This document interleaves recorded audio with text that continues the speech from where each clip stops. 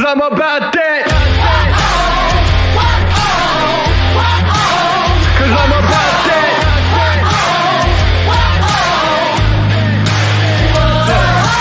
I'm about that come up, running up on them fools that are talking foolish. Try to get them funds up, killing the mic just like I ran at Jules in.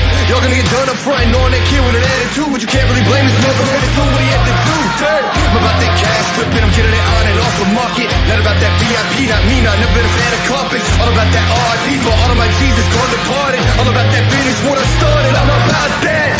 Talk down the night, you're not ready. We ride, we ride, we ride heavy. So high, we see the whole city. We own the night. Down the night, you're not ready. We ride, we ride, we ride heavy. So high, we see the whole city. We own the night. Nothing about it, wanna man, I can bring the drama. But it ain't by chance, I'm fucking rapping, you don't really want a problem. Made a little cash in the back end, but still rapping, they call me starving. Yeah, y'all gotta ask who the man is, hope I'm gonna be like, beg your pardon. I'm about that. Talk down the night, you're not ready. We ride, we ride, we ride heavy. So high, we see the whole city. We own the night. Down the night, you're not ready. We ride, we ride, we ride heavy. So high, we see the whole city. We own the night.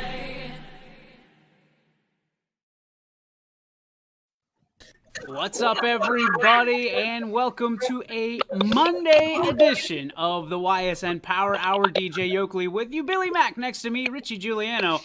Got the two-thirds of the Ginger Club here on the top row. Then we got Romo, Bartel, Munson, Quinn, Jamie Thompson, and McNuggies. Gentlemen, how are we doing? Fantastic. Great.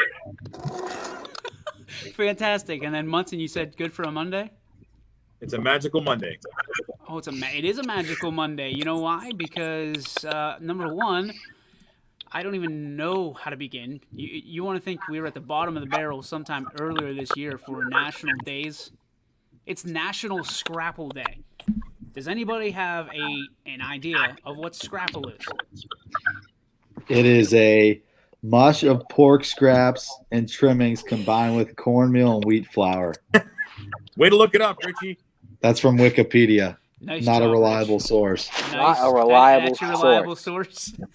So happy National Scrapple Day to everybody. Yes, Richard, it is a first pork food invented in America. For those not familiar with Scrapple, it is traditionally a mush of pork scraps and trimmings combined with cornmeal, wheat flour, and spices such as sage, thyme, savory, and black pepper. The mush is formed into a solid loaf, sliced and pan-fried. I did that and kept my stomach down. That sounds disgusting. Just talking about it. It sounds absolutely disgusting. Oh, by the way, it was made famous in Pennsylvania. So, congratulations, Pennsylvania. You've won again. We're all proud of you. Yeah, way to screw things up again, PA. Without going there, Paul went there. We'll just put it that way. And then there were two. One of the two teams, your Warren JFK Eagles, baby. Fly, Eagles, fly. Coming through in the clutch on Friday night. Myself, Dom O'Brien, and Jeff Bezos had the coverage. And somewhere in that press box, there is a magical cord that is still there. So thanks again to Jeff Bezos for making the South Range broadcast so interesting on Saturday night as well. Guys, two teams left. You've got Springfield. You've got Warren JFK. Let's talk about the games at a glance. And who's got the feedback? I don't know, Paul. I hear the feedback too. Yeah, I know where it usually is, and sure enough, that's exactly where it is. Mute one guy. There it is. Billy Mack. Billy feedback. Yep. Yeah. I just have to make sure it wasn't me. He's muted. He's got to put earphones in. He doesn't have his earphones. He usually has his AirPods or whatever they call them. They're not in today. So there's two teams left. It's Springfield. It's Warren JFK. Without further ado, I'm going to turn it over to the legend. We'll start with one half of the legendary squad who made that unbelievable game that much more unbelievable. We'll start with Anthony Romo, the living legend himself. Are you down off of that natural high of an announcer's high yet?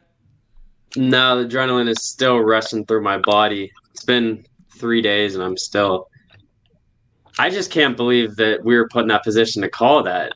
There was so much adversity that not many people know about. Well, if you're watching, you saw it. That last call where I made, Jamie was holding the computer backwards because our camera, though must have been a wind burst, took the camera over. So Jamie was holding the camera. He had the webcam on. He was trying to focus on the field.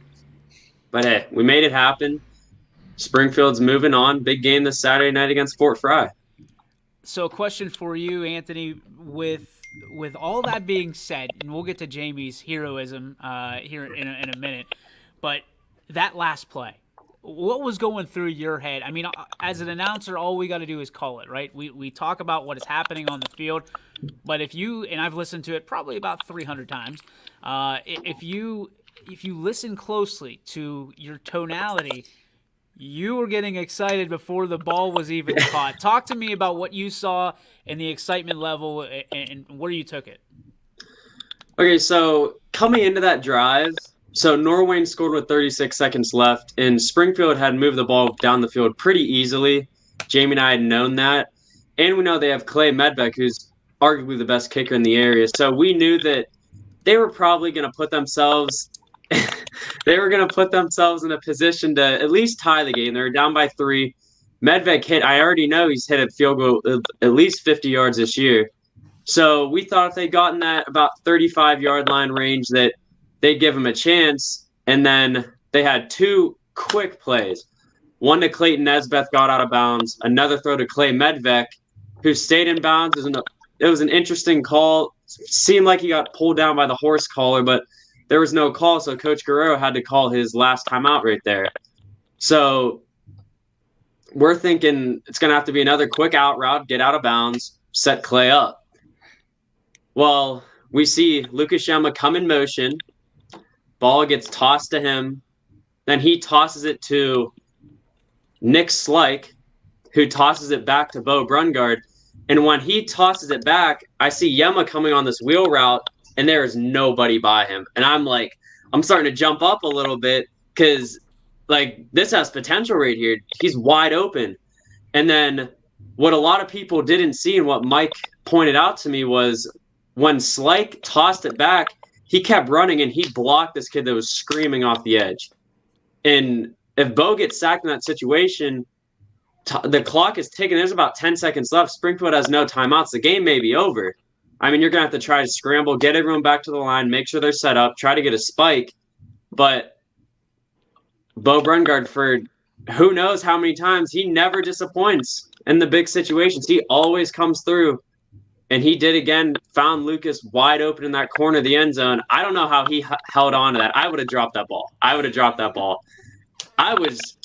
He catches the ball. You guys heard the call. I was shaking. I'm still shaking. Adrenaline's just shot again, but what a night, what a play.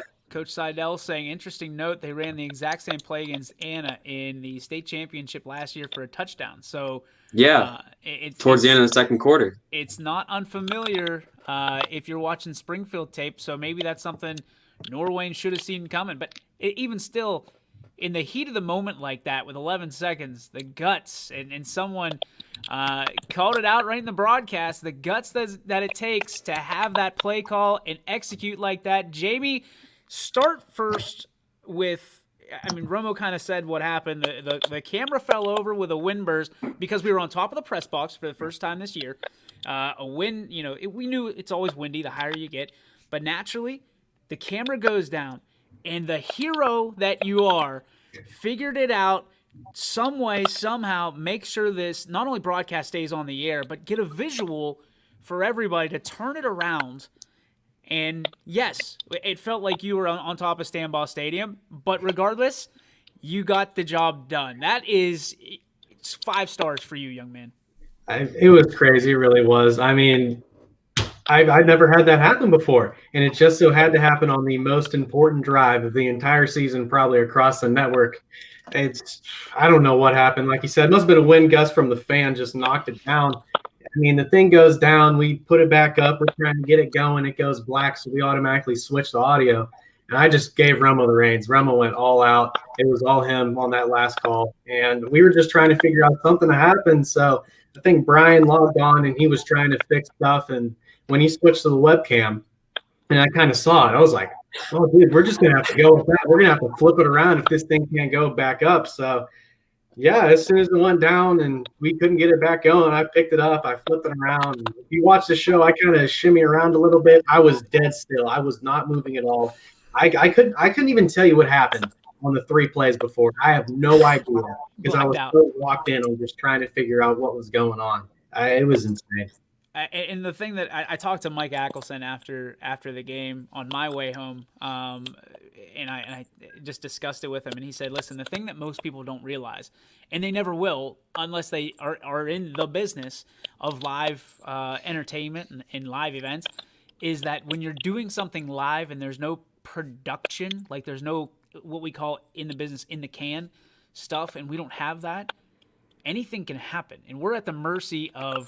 Wi-Fi, we're at the mercy of the elements, we're at the mercy of a lot of stuff, and the fact that we were able to get as many things across as professionally as, pat on the back to us all year, that's a perfect testimony of how far technology has come, and the you guys, all of you guys, and all of everybody that works at YSN, the job is not done until we turn it down, we power it down. And Jamie, an unbelievable job. I tried, because we had some PR, obviously, that we had to do because of what happened, and I just explained the situation to as many people as I could. Like, this is what happens. Your other option was you don't ever see the play, because other than YSN, there was only one network there that actually had the game-winning catch, and luckily for us, it was our partners at 21 WFMJ, and 8,000 views on Facebook later.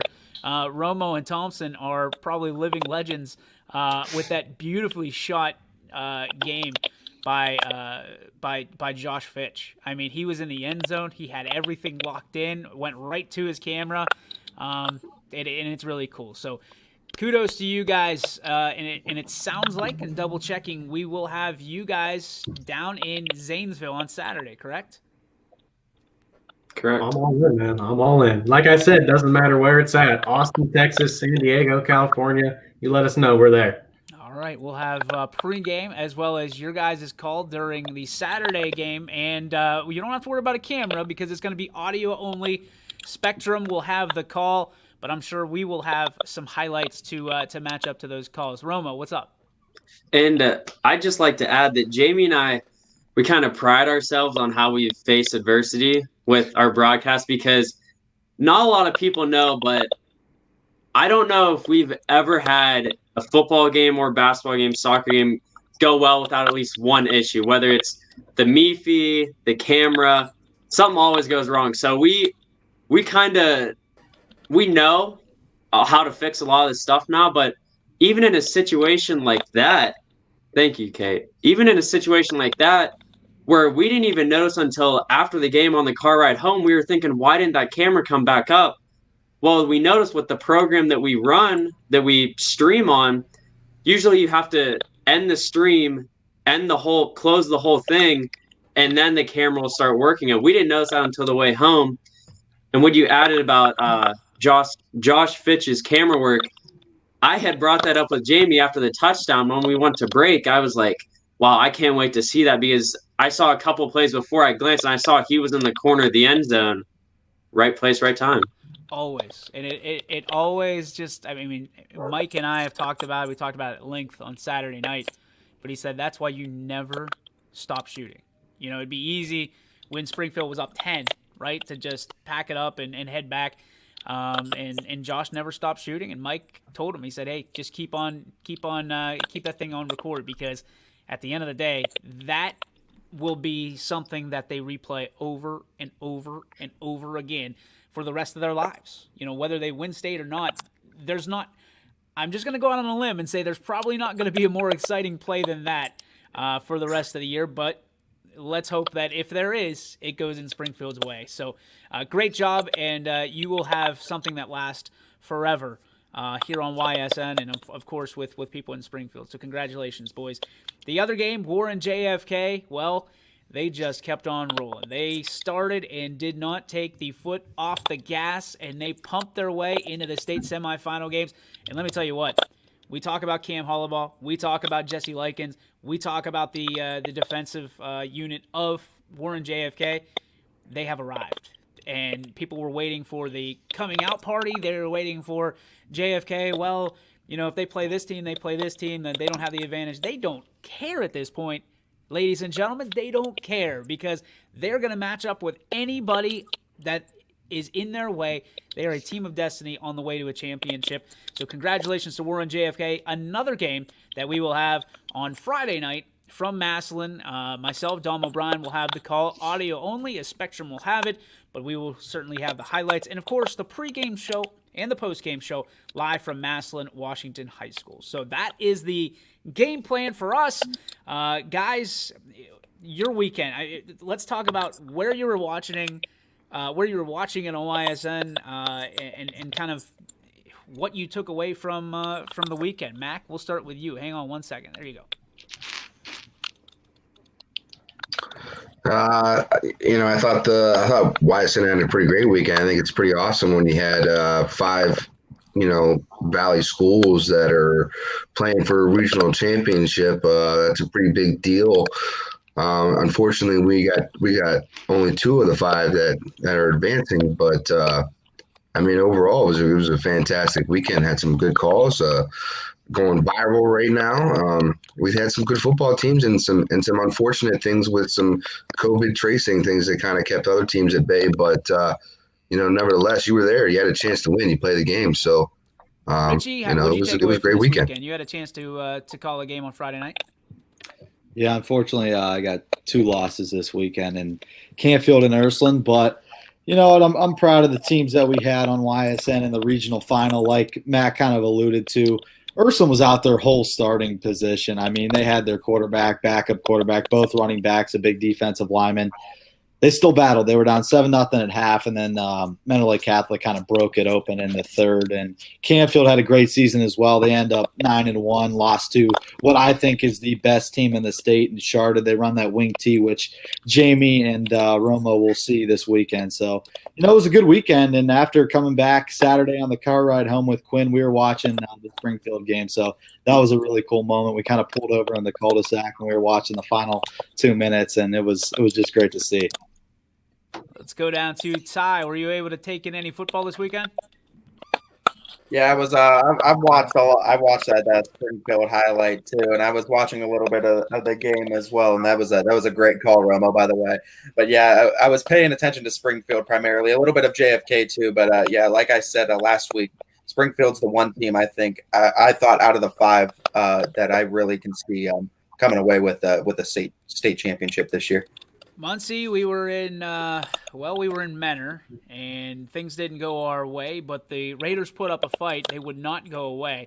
What was almost a running clock, they came back and brought it down to 8 points before Kirtland decided to put the final touches on our Raiders. What did you take away from that game, and what can you say about the Raiders season? Yeah, it was a good game. After I toured around the Menor area for a little bit, and then when I was able to get there, I was on the sidelines with the game, and on my phone, I had the Springfield game going back and forth between that and the Ursuline game until the Ursuline game got out of control, and I was watching that one. So I was definitely all over YSN this weekend. And, offensively, the Raiders, I think they were a little better than the defense of Kirtland because they just drove. Neither team punted. And, South Range went down there, and they just, did what they needed to do. Unfortunately, they had a couple of plays, not go their way with a fake punt on a 4th down, and then a 2-point conversion didn't go their way. But their defense, the back end of their defense got exposed a little bit, and that's where Kirtland shined. The quarterback was impressive for Kirtland. He dropped dimes all day. and that's what they prided themselves on. They like to throw, and they threw well. And I mean, you can see why they've won 38, 39 games in a row, and they're the defending state champs in 2 different divisions. So they're good. But, South Range was right there. I think if South Range converts that 4th down and on their first drive and gets on the board first, it could have been a shootout. And then, like we all talked about, that it was going to be one of those games where whoever has the ball last. But unfortunately, they just came up a little short. And I mean, they got a great team. Both teams were good. And, South Range is going to lose some key guys. But, coming back next year, they've got a lot of horses that are coming back, and they're not losing a lot of seniors. So I think they're only losing like maybe 7 or 8 seniors this year. So, but it was good. And on the ride home, like I said, that it was weird how like all the games started at the same time, but Springfield game went longer, and it wasn't even an overtime game. And we had the game on my phone, and it was projecting in my truck, and the entire ride back, we're watching that game, and it was unbelievable. And the call that those two had was just awesome. And we were like, holy crap. I mean, it was 3 minutes to go, and a team scores 30 seconds, they're down, and you're like, well, okay, this kid can kick the ball from the moon, get decent. He's going to kick a field goal. And then they run that play. And I was like, wow. So it was in my mind, like, Billy said, 5 teams went in, 2 came out, but I think overall it was a great weekend for YSN. Quinn, you were on the YSN road crew. Talk to me about what you saw and what is the good stuff to come here this weekend. Yeah, I was blessed to be able to hang out all weekend with Steve Leslie. That alone is a journey itself. But I got to witness Chardon, Canfield, and I mean Chardon was just good. Like Richie said, they're probably one of the best teams in the state, and I agree with that. And then I got to see the Erskine game, and I mean they were missing guys, and it showed. I mean, but I think the future is really bright for Ursuline as well with the freshman quarterback that played and stuff like that. Like he did a good job. I thought he did a really good job, and I mean the future is really bright for Ursuline for sure. And then getting to, I watched a little bit of the South Range game during the Ursuline game, so I got to see some of that, and seeing South Range basically just battle back the entire game was just incredible to see, even though they fell short. I mean, they played a great game, and they came back and basically did everything you wanted it to do. And then I got to see Jamie and Romo on the South Springfield game. And in the car, like Richie said, we were watching the game. The camera goes down, and we didn't know what to do. But Jamie did an incredible job, and Romo had a great call. And it was just fun. It was a fun weekend, and I look forward to this one too. Yeah, it's going to be a fun week to come, focused in on 2 games. You got to believe that you're going to see a lot of player profiles on a couple coaches' corners right here on YSN. McNuggies, chime in here last. Talk to me about what you saw this weekend. I know you had a rough night on Friday night. Talk to me about if you were able to catch any other games on Saturday. Yeah, I did have one of the final regular season games all over the network Friday night, and it was a close battle. I think it was a 1-score game heading into halftime. If I'm not mistaken, Beaver Local actually led, and then in the second half, Garfield just really took over. And one game I kind of thought of immediately afterwards was that Lowville JFK second round game in the playoffs. Close battle between in the first half and then the second half. Garfield pulled away, similar to how JFK did. But so on Saturday. Obviously, Ohio State played late, but with the score thread that I was getting, the updates Jamie was giving in our band app, it was a really close game. So my mom actually bought the Beaver Local game, so I went up to her and I said, Mom, where's your virtual ticket? I want to watch the end of the Springfield game. So I grabbed that. I watched the end of the Springfield game, and I actually gave my dad a score update. And when I told him Norwayne was up by 3 with 30 seconds, he was kind of shocked. He's like, wow, Norwayne's going to win. And then I told him, and then I came back down. I was like, Springfield just scored with 5 seconds. And then that's when he was really in shock. But yeah, I got to catch the end of that Springfield Norwayne game. And that was fantastic game, fantastic call by Jamie and What's Romo. awesome is you got Steve, our general manager, chiming in, said, my cousin said you two are legends in Springfield. And, of course, everybody knows who his cousin is, the head ball coach of the Springfield Tigers, Mr. Sean Guerrero. So if Coach Guerrero is saying that you guys are living legends in Springfield, then it must be true. So congratulations, boys, on a job well done all across the board, not just at one location, but at all 5 locations that we were on campus for. I mean, A little bit of adversity that we face this weekend, as we normally do, as Romo alluded to. Not everything's perfect all the time, and we continue to strive to make our broadcast bigger and better than ever. But sometimes there's obstacles that we just can't help, and a camera breaking and a missing cord just happen to be those obstacles this week. So we'll make sure that we have plenty of things packed away so we have a backup. But you're right, Romo. I mean, people don't realize that there's a program that's running that you have to shut it completely down, and you've got to make an executive decision with 11 seconds left or 36 seconds, whatever it was. Either you turn off the broadcast completely and roll the dice to see if you can come back, or you do what you did. And I think you made the right decision, and I'll back you all day long. So congratulations once again. Let's turn the page here before break, and let's go to we already talked about what a play call. Would you, in that situation, if you're a head coach, have the guts to go for a double reverse flea flicker in that particular scenario? We'll start with Romo, since you had the call. If I was in that position, I don't think there's any way, especially with no timeouts. There's so many things that could go wrong there. But Coach Guerrero, Jamie and I were comparing him to Coach Chris Peterson, who was the coach of Boise State and Washington. If you remember, Boise State had a couple of those trick plays against Oklahoma in the Fiesta Bowl years ago. But Coach Guerrero's ran a couple hook and ladders this year that have worked to perfection. So if there's any coach around here that would have the guts to call that, it'd be him. Quinn, would you have the marbles to pull that one off? No, not a chance in hell. I would have ran it, positioned it, kicked it, plain and simple. McNuggies. I kind of agree with Quinn on that. I'm probably running it, especially when you have Clayton Medvec as your kicker, who's already kicked a 52-yard bomb this season, and that's Paul, so I'm guessing he got a phone call. When you have a kicker like that, I'm probably running the ball or running a short out route to the sideline, try to get Medvec in better position to kick the field goal. But when you look at Springfield's scenario, I forget who said it, but somebody said they ran that exact same play in the state championship game last season. When you have that in your playbook, your players know it, you've practiced it, and you've actually executed it in a game similar to that stature, then you might be able to run it. Knowing that you are able to execute it in the big time situation, then I might be gambling there. But personally, I probably wouldn't have even thought of that play in the first place. So I'm running a quick out to get Medvec better position for a field goal. 11 seconds left, Jamie. You pulling that trigger on that particular play in the playbook? I mean, no chance. Absolutely no chance. I talked to Lucas Yano, the guy who caught the touchdown, and he said they practice it every Friday. They have that up their sleeves so it's ready to go. But even if I practice that every day, there's no chance I'm able to pull the trigger. I could be playing Madden where it means absolutely nothing. I still would not run that play. It's so gutsy. Like I said, so gutsy. Muntz, how about you?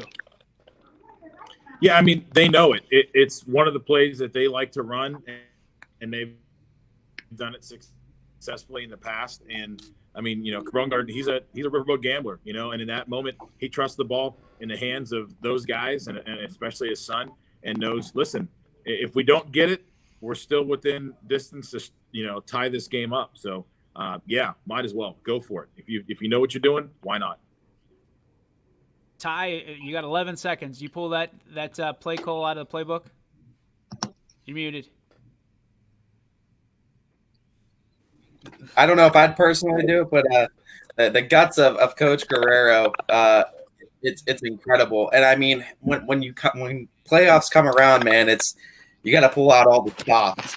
And I mean, what a play call, but what great timing, because I mean, they weren't expecting it at all either. So I mean, to have something that you practice every Friday, like we've alluded to, and to have that up your sleeve to pull out when a team least expects it.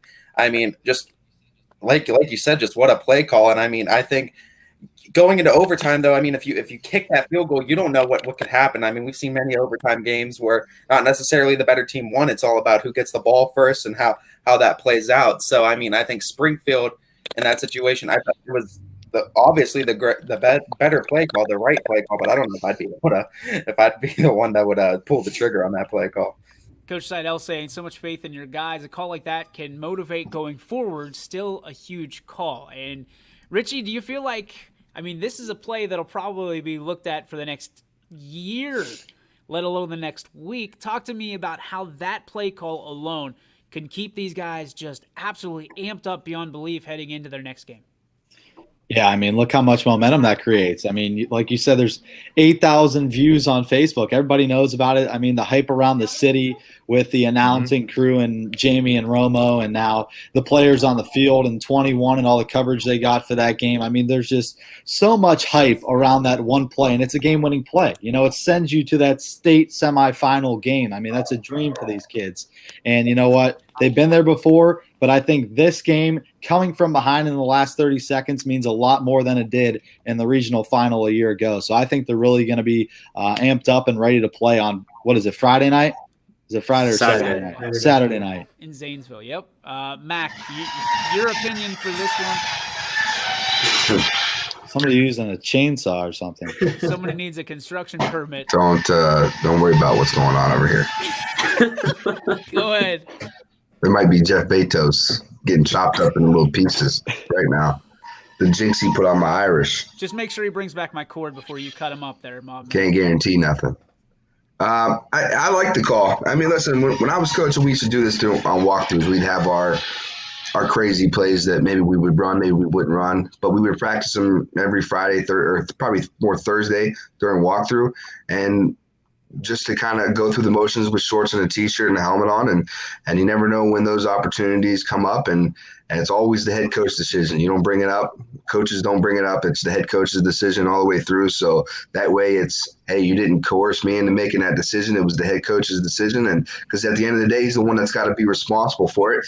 And in this scenario, I love it because it's a win-win. It's a win because you trust your kids to go out there and make a play. And in the other sense is for the kids, now going forward, you look at coaches. Coach is going to call the right play in the right spot going forward, no matter what. Love it. All right, we're going to take a break. We come back. Baker, or as I like to call him now, Parker, with that new commercial that's out, has COVID, or is at least in COVID protocol. Ben Roethlisberger has a dinged-up knee. We're going to see which player would have more impact on the season if they were lost for any length of time. Plus, we're going to talk about the NFL. We're going to talk a little bit. Hey, Handy Manny, calm down with your intakes here, all right? We'll take a look at all of that. Plus, we will have our G. Burbick Farms What's Your Beef? All that and more when we come back on the Ysn Power Hour. Your teams work hard and give it all they've got. Well, so does ours, because 21 Sports and YSN give you extra effort when covering local sports. 21 Sports and YSN, winning coverage of our Valley's teams. Planning a project around your home or rental property? Trust the electrical service to the local experts with 62 years of serving the Mahoning Valley. Joe Dickey Electric is your local go-to source for responsive, reliable residential electrical work. From everyday maintenance and repairs to new installations, electrical upgrades, and safety inspections, no job is too big or too small. Call Joe Dickey Electric today, 800-549-3976, or visit DickeyElectric.com. That's DickeyElectric.com. Myers Family Insurance knows the importance of a great team. Our team continues to grow to help you with your Medicare and retirement needs. The annual election period is here, so it's all hands on deck to make sure your plans still meet your needs for 2020. Call us today. And welcome back, ladies and gentlemen, to the YSN Power Hour, a Monday edition here in the second week of November now, getting close to Turkey Day. So make sure that you boys are fasting, because we all know what it's like around that Thanksgiving Day table around this time of year. Before we get to the NFL, Romo, one more point about Springfield. I have just one more thing to add that was pretty cool after that game, after we had wrapped up the post-game show and all that. Everywhere you looked, everywhere you could hear, the whole city was electric the whole night. The rest of the night, I mean, there was music blasting all over the place. There were bonfires back behind the stadium. I don't know if anyone in that city went to sleep Saturday night. And now just with all the added publicity, with how well you put together that video for social media, that whole city just has to be electric still. What's cool that I love most about this Youngstown area is no matter who's playing this time of year, if you represent the Mahoning Valley, I feel like everybody roots for you. You know what I mean? Everybody's a Springfield fan now. Everybody's a JFK fan now, and that's kind of one of the cool things about our job. You know, it's tough sometimes to take that leap. To start rooting for teams that you're not used to rooting for. You know, Paul and I have had this discussion before. You know, it was initially hard for me to root for a Columbiana or a Crestview or whoever it may be, but then you realize that the majority of our kids around this area are exactly the same. They just wear a different color uniform, and you start rooting for these teams because you get to know the kids and the coaches a lot more. So I'm excited for both teams, and I think everybody should jump on board. I think it's always a good and classy act to root for other schools in your area to bring home state championships. I know that a lot of people jumped on the South Range train, you know, back in when they won the state baseball championship. And I know a lot of people on Springfield's bandwagon last year, and again on Springfield's bandwagon this year. So I encourage people to show their school colors that unify here in the Valley and everybody under the YSN banner, because I think that's always one of the coolest things that we do. So, all right, so let's talk about this. COVID continues to have its footprint felt all across the NFL, and the latest one to get it, Baker Mayfield.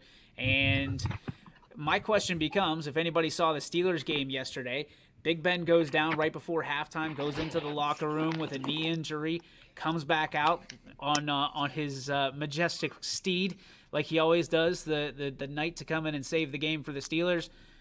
If, with both teams in playoff contention, what loss would mean more for their team? Would it be Baker Mayfield for the Browns or Ben Roethlisberger for the Steelers? Mac, we'll start with you. This one's easy. It's Big Ben, because we've seen that they stink without Big Ben. Baker just stink, period. So it would be addition by subtraction. Did you see the new commercial where he goes in and with the security guy and he goes, "But I'm Baker Mayfield." He goes, "Sorry, Parker, I'm just trying to do my job." Makes me laugh every time. Makes me laugh every single time. Richie, bigger loss, Roethlisberger, Mayfield. What's your take? It's Big Ben, no doubt. I mean, he's the leader of that football team. It was showed yesterday. I mean, he comes back late in that ball game, leads his team to the victory against the Cowboys when they were trailing pretty much the whole game. He's a difference maker for the Steelers. I mean, whether you like to admit it or not, he is the real deal this year. We got Aaron chiming in saying Baker does not have COVID yet. Don't wish those things upon us. Let Baker have COVID. He came in contact with a staff member. If he continues to test negative, he return on Wednesday. Let's go, Ty Bartell. Bigger loss. Is it Roethlisberger? Is it Mayfield? What do you have to say? I would definitely say it's Roethlisberger. I mean, Baker, he's a very average quarterback, right? And you see that he has spurts where he's below average, and he'll have spurts where he can be above average, usually against bad teams like Cincinnati. But I think the bigger key factor is, like with Ben, we saw last year he went down, and we saw what the Steelers were without Ben, and what that offense is without Ben. If Baker goes down, Case Keenum is not a bad backup quarterback too. So I also think that plays into a factor that Case Keenum is definitely a better backup than what the Steelers have on hand as far as backup quarterbacks are concerned. So he's more experienced. He's far more experienced. Yeah, for sure. But no, if Baker goes down, I think the Browns are still in a better position than if Ben Roethlisberger goes down. So yeah, Ben Roethlisberger would definitely be a much bigger loss for the Pittsburgh Steelers than Baker going down for the Browns. Romo, what's your take? Well, I think Big Ben's the obvious choice here. So I was just trying to think of how to change the tide of this discussion. You could say that Baker would be a bigger loss if Nick Chubb wasn't coming back after the bye, because we've seen Kareem Hunt. I mean, he hasn't been able to run the ball in between the blocks that well. He's just not that big and strong like Nick Chubb is. But I'd have more trust in Case Keenum than I would in Mason Rudolph. So let me ask you this. You make an interesting point, being that the discussions all go in one way. Paul, who would be a bigger impact to their team if they were lost? Roethlisberger or Mayfield? And I could give you a couple examples if it comes back around. Go ahead, Muncie. Well, it's kind of the same thing. I mean, who's the bigger loss? Who'd be the bigger impact? I mean, you lose Roethlisberger. I mean, obviously he's a loss to the team, but he's a bigger impact to the team if he's there playing as well. Where Baker is, I mean, he's still unproven. So you lose Baker, they're like, well, okay, we've only had a year or so of him. Okay, whatever, we can move on. Or if he is there, what kind of impact is he doing for the team? Well, we're like throwing picks. So, well, I can see Mac laughing because I know, Muncie, you have got to be absolutely pissed. I got to believe I know what your beef is going to be again today. Is that Wi-Fi? Well, what's crazy is I turned it off. I'm not on the Wi-Fi now, and it seems to be working so much better. So you are Max Headroom, buddy. Yeah, well, I guess I need to get a computer, and I'll just do it on a computer. So, Mac, what are you laughing at? Listen, man, it's YSN shenanigans. That's about it. That's all I can say. Him and Quinn are both cracking up, so some inside joke between those two. Oh. We got a long list of panels, so we just that anybody thinks Baker would be a loss. It's a big number for a Monday show. Well, that's what I'm saying. I mean, it's for an impact, right? So if Baker's lost for the year or for a couple games, is that a bigger impact for Cleveland being able to have Keenum step up for a couple games and show that Baker isn't as good or isn't the franchise quarterback, so maybe they can turn the page? That's what I mean by impact. Jamie, what do you think? Well, the obvious answer here is Dak Prescott. I forgot Dude, we were talking about. Your fourth-string quarterback was incredible yesterday. Well, he's not Dak. It's that classic stealing down to our opponents. McNuggies, Steelers wait did your play turn. down. Oh, okay. I'm just going to put this out there, okay? We were averaging 33 points per game before Dak went down. Now we have what? One touchdown since then? One touchdown because Garrett Gilbert was able to find CeeDee Lamb. So obviously Dak would be the biggest around the entire league. But I'm going to go ahead and put it out there and say Baker Mayfield would be a huge loss for this Cleveland Browns team, all right? Baker is the heart and soul of the Browns. He embodies the city of Cleveland. He's hard-nosed, he's gritty, and he's more important than Ben Roethlisberger. Take that, this entire panel. Here's the trick. Why don't you just, as a Cowboys fan, keep thinking. You get the Ohio State quarterback, Justin Fields. We will take Dak, and we'll be better next year. No, you'll never get that. Billy You'll Mack, never get that. here's the trick. You don't get to pick who your quarterback is. Yes, I do. No, you That's don't. the thing. Because in my universe, that's how it works. Well, your universe basically looks a lot like Madden. This is real life. You don't get to just pick who your quarter. Like yesterday, Just you let were me be crying the about. GM. That's it. That's all I ask. Just let me be the GM by the Browns. You and McNuggies are the same. This is gonna rattle you. You and McNuggies are the same person. The same person. Huh? Every time there's a free agent out there, McNuggies says, "Oh, well, the Pirates or the Steelers or the Penguins, they should just go." Well, pick the Pirates He would look good on our team. They look The good. Steelers just stink, so it doesn't matter. Who stinks? The Steelers. They haven't played anybody yet. I don't care. 8-0. I hope Billy's excited for Tyrod Taylor Part 2 to come back around.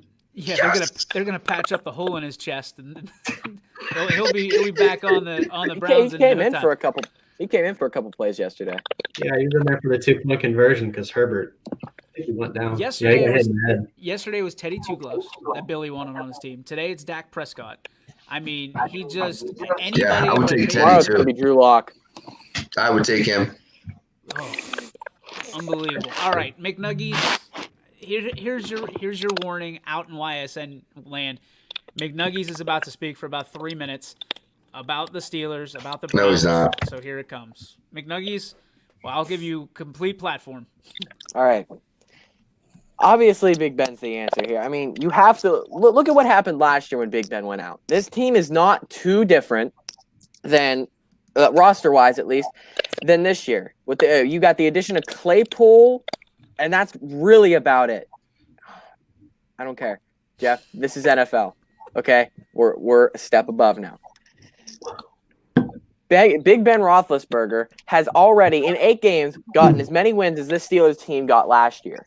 And you want to talk about the addition of Claypool. They also lost Devin Bush, who was one of the best defensive rookies outside of Nick Bosa the entire season last year. If you lose Ben, I'm quite certain we go 4-4 the rest of the season. If you put in Mason Rudolph or Joshua Dobbs. For the Browns, they rely on the run game a lot more than the Steelers do. The Steelers are a somewhat balanced attack, more pass heavy. The Browns are run heavy all the time. You lose Baker Mayfield, all right, put Case Keenum in there to hand off the ball to Nick Chubb or Kareem Hunt or Dearness Johnson. If you put Mason Rudolph in there and we're handing the ball off to James Conner and it's not working, we can't just turn to the pass to throw it 50 times a game and make up for terrible run. That's it. I didn't even read what that said. Well played. Well played, Billy Mack. All right, Q. The floor is yours. All 3 words. All right. I'll put it this way. I'll go with both. They're both a big deal to lose. Roethlisberger is more important because they will actually make the playoffs. And you can train a monkey to literally turn and hand the ball off to Nick Chubb. So Baker can be replaced. Anybody on this panel can turn and give the ball to Chubb, and that's what they need to do. Plain and simple. Jamie's ready to Exactly. I'll turn take Jamie the ball right to Nick now. Chubb. So my heart count. So let me ask you this. With that being said, with just one word, tell me who would be a bigger loss to their team over the next 8 games, Nick Chubb or Ben Roethlisberger? Quinn, start us off. Still Roethlisberger because they still can make the playoffs. McNuggies? Ben. James? Ben. Muntz? Ben. Roma? Nick Chubb. Bartel? Ben. Chubb. Mac? See you, Paul. Little Ben. Did you say Little Ben?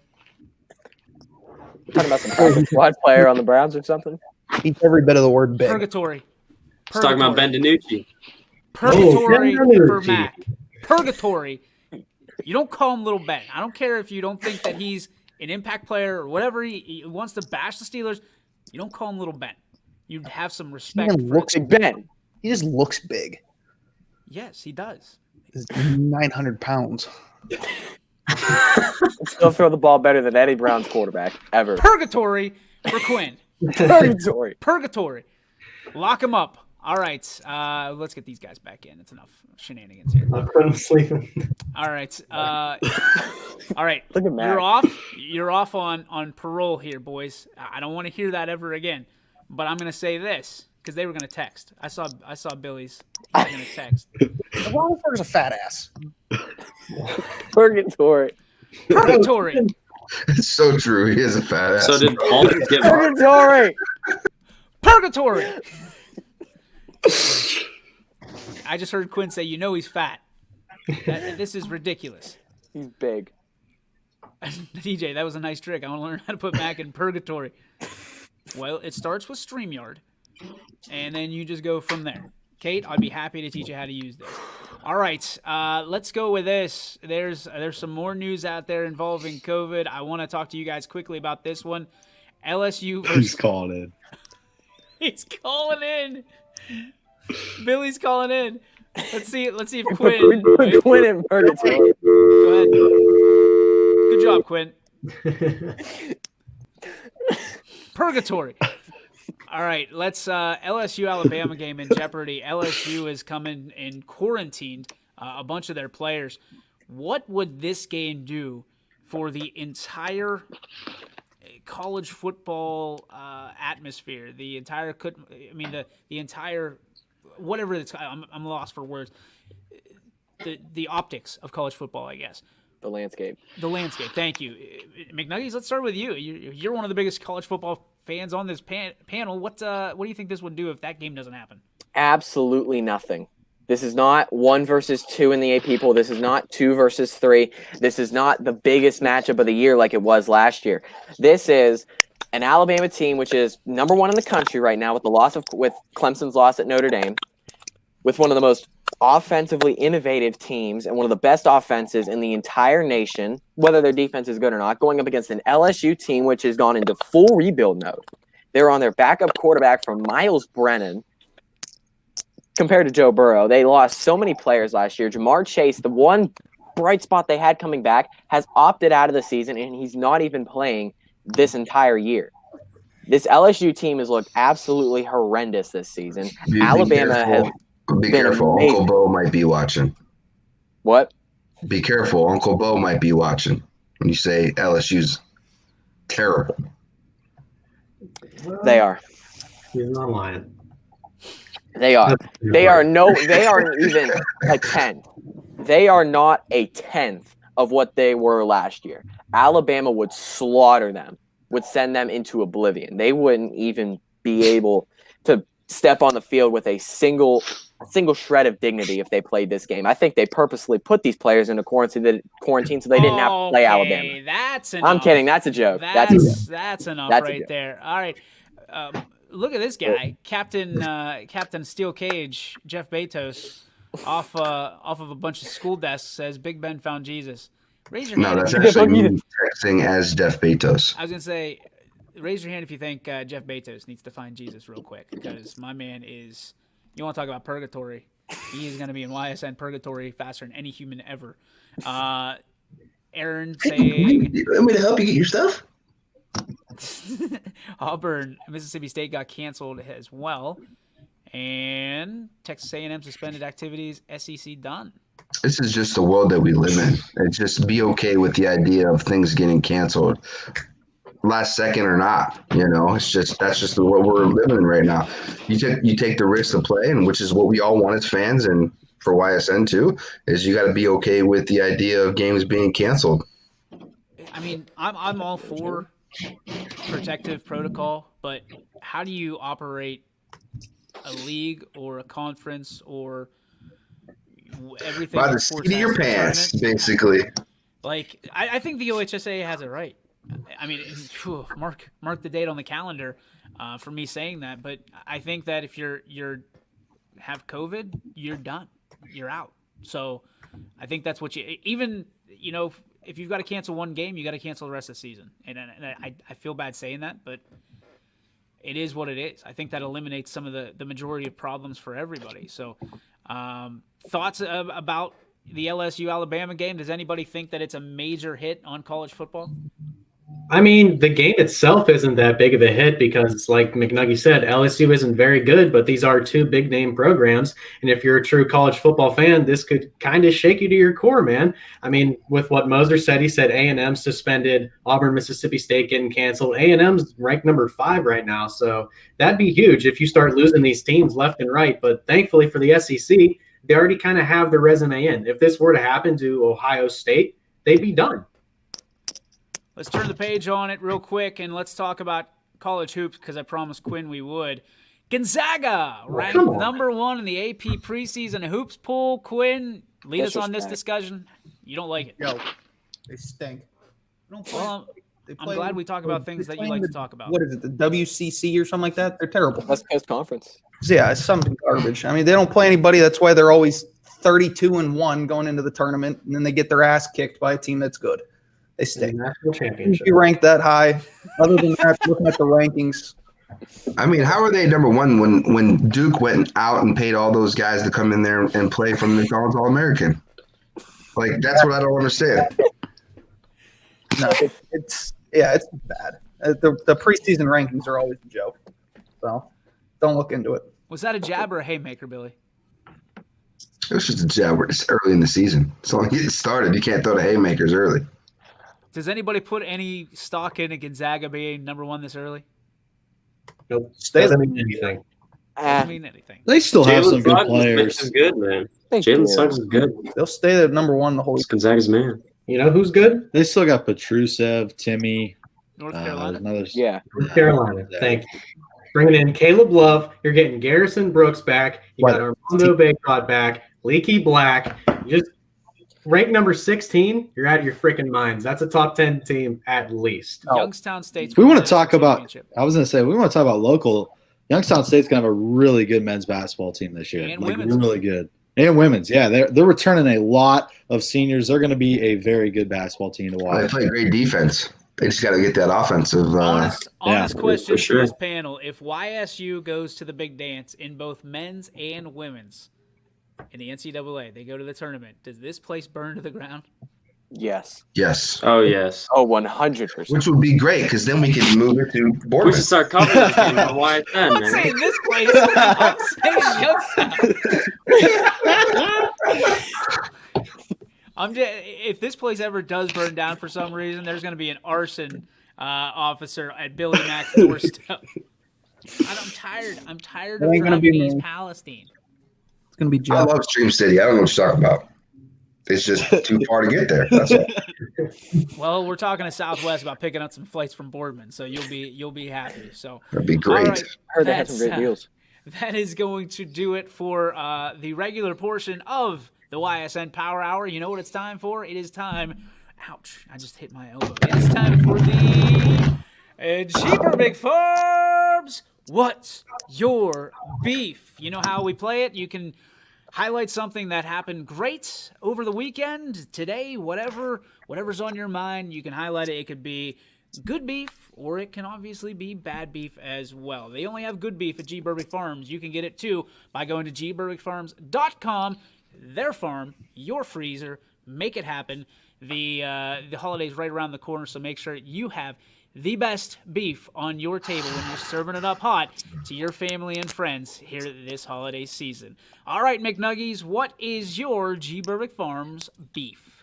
So I've got 3, but they're all like mini beef, so it kind of makes one regular sized beef. The first is with myself for not getting my stupid English essay that was due last night done in time. 2 was I'm gonna go with the Bucks because they had the absolute worst Sunday night football game all season, and I decided to stay up for that instead of getting sleep for what has been a just bad Monday because it's Monday. So just so we are on the same page, you watched the Tampa Bay Buccaneers game over doing homework. No, I did the homework first. Oh, okay. All right, just making sure. McNuggies has his priorities straight. That a boy, McNuggies. Jamie, what's your beef? I mean, I could go with, the error that happened on Saturday with the camera falling over. I could go with us having to drive 2.5 hours when the other team only has to drive an hour. But instead, I'm going to go with just giving Romo a huge shout out, man. Like, I was in charge of the camera went down, so I'm putting that on myself. And Romo, I mean, he picked it up 100%, man. I mean, that's a dream call. You could ask anybody that does play-by-play, probably around the entire area. That's a play you want to call, man. That is exactly what you are hoping for when you show up to the ball field. And Romo did an amazing job with it. Like you said, 8,000 views on Facebook.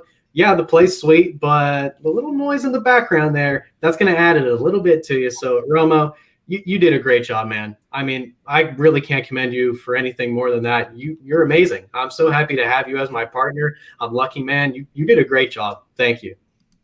Awesome. If you have a chance to listen to the entire call, if you go and you watch the archive version of it, I need you to listen to there's a little moment when the camera goes down and the webcam is coming back on. Romo is calling out the play at the line. Like he's telling Jamie what to do. Jamie's communicating with him with the headsets on. To me, like as a broadcasting fan, as a sports fan, that was great quarterback play by both of you guys. You both did one job. Jamie, you took the technical side of it. Romo, you took the communication side. You guys played as one. Can't say enough. Cannot say enough. The pride that beams from this face for you guys right now, from top to bottom this entire weekend, it was a great feeling. So again, both of you, fantastic job. Mac, let's go to you and your beef. Yeah, my beef is that I have a little sinus infection going on right now, and all of a sudden the world thinks I have COVID. So, no, my beef is really just basically you can't have the sniffles without being COVID is a ridiculous thing in today's world, but that's the exact world we live in today. So heaven forbid you cough. Heaven forbid you cough. So then at the wedding, I go to the wedding, and it's all I'm thinking about. It's the only thing I'm thinking about is like, don't cough anywhere because all these people are going to freak out and they're going to run to the exit. Do we get to make MEPCA hats? Making East Palestine great again? Should we make MEPCA hats? I'd like it. Was East Palestine there? Never mind. What did you just say? He's going to go get it. What did you... Purgatory. He gone. Purgatory. Mom saying, "Oh, you guys did a great job last weekend." Gary Leininger. My beef, the voter counters from Nevada that refereed the Steelers game. Purgatory for Leininger. Stick to the ice cream cones. All right, Quinn, you're up. I got two beefs. One of them is with good buddy Rob Switka. Texas stinks in college basketball, and they have no business playing Kentucky in the first place. And to tie into that, Jamie, Carolina is a 16th rank. That's where they belong. Oh, If you bring got him back. factor, Bring him back. That's where they belong. You're factoring in last year. Shut up, Nuggies. Ohio State. They're all hands down. Let's go to Romo, the man, the myth, the legend, Oh, and the really? man I had two. the man of the hour. I had another one too. Shut up, Quinn. You don't talk. Unbelievable. I just have one thing to say. I mean, that video on Facebook's at 8,000 views already. Why not get it to 10K? Why not get it to 10,000 views? I mean, it's on the up and up. It's been just an amazing 3 days. Jamie and I we went through a lot to get to that situation. We handled it pretty well. So, yeah, just keep watching the video, get the views up, let your friends know about it. We'll be back next Saturday. This Saturday. Boy, that a boy. Can we address this real quick? Haven't seen Muncie since the weird chainsaw noises that anybody else concerned. I don't know. It was either that or the fact that he was on HughesNet Gen 4 for an internet the last couple times. So, Carrie, hopefully your husband is okay. We're hoping. The silent man on this Monday, Ty Bartell. Yeah, my beef's just kind of with myself right now. Time management this past week for me has not been the greatest, so I'm trying to get back on a good schedule for this next coming week to get what I need to get done on time in a timely manner. Get it done, young man. Let's move on to Richie Giuliano.